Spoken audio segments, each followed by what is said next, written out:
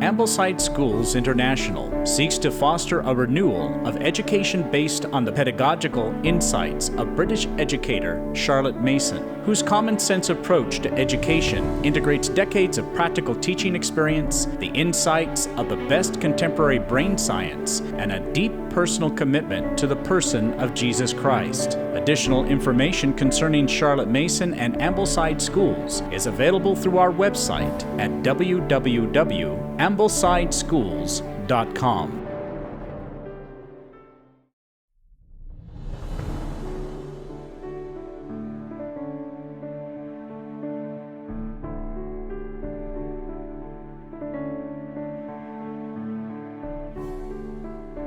Perhaps the most important thing about atmosphere is joy. Joy is that sense of it's good to be me here with you. And if the classroom is not a joyful place, forget it.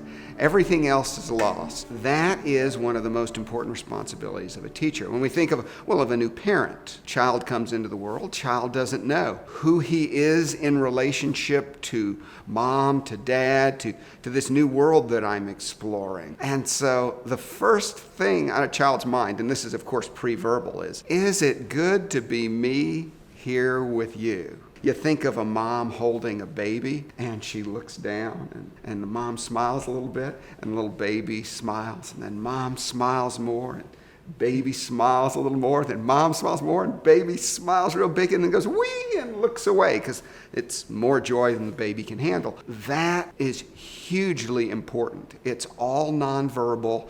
It's all in the air. It's all breathed in. It's all what Charlotte Mason would call atmosphere. And when a baby gets that sense of joy, that sense of, hey, it's good to be me here with mom, a solid foundation begins to be built into the core of that child. Now, fast forward 5 years later, baby is going to kindergarten. Now, never been here in this place. What's the first thing on the child's mind?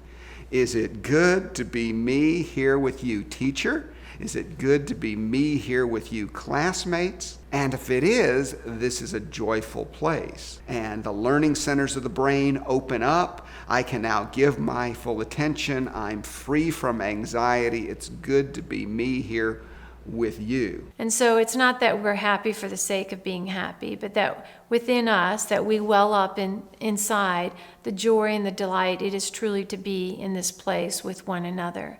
And so we put off our mood and put off our indifference, and we come before each other in a way of truth, in coming together as who we are as persons, not necessarily in just our feelings. And so this atmosphere that's cultivated and brought through the environment and brought through the relationships is now present, and that now we are prepared and we are engaged to meet one another in a way of learning and in a way of growing.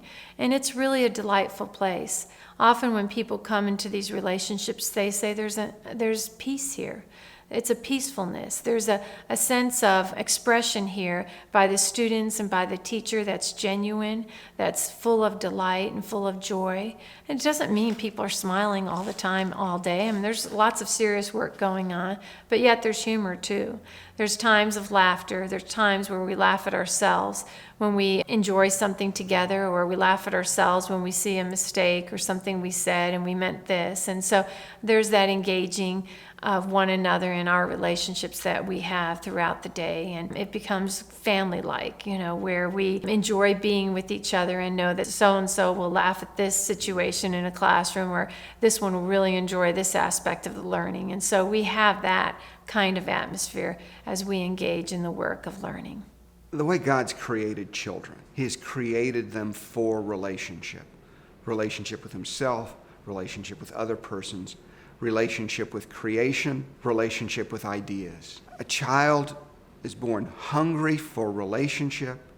As I said before, a child's born wanting to know, is it good to be me here with you? Am I safe? And once a resounding yes comes back to that question, it is good to be me here with you, the child's heart jumps and he says, great, I want to explore this world. It's good to be me here in this world. It's good to be me here with you. Let's now find out what this place is all about. So when we talk like this, we begin to see that what we're talking about is a relationship with learning.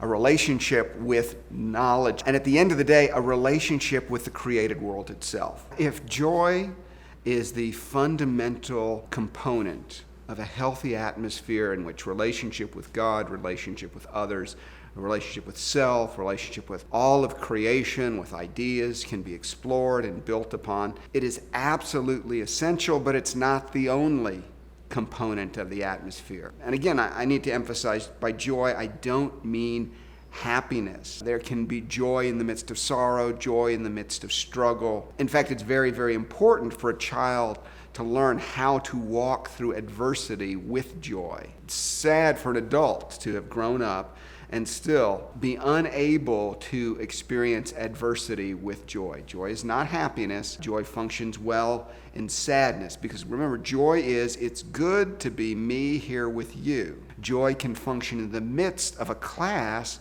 when I'm struggling with algebra, when I'm struggling to learn chemistry, when I'm struggling to learn my math facts, or to write, or to hold the pen in hand and to form the numbers and the letters carefully and accurately. Joy can function in the midst of those struggles. That is essential. In fact, the only joy worth its name is joy that can function in the midst of the struggle. This kind of joy must permeate our homes. It must permeate our schools if children are to grow up easily and fluidly into the love, joy, peace, patience, kindness, goodness, gentleness, faithfulness, and self-control that God would have for us.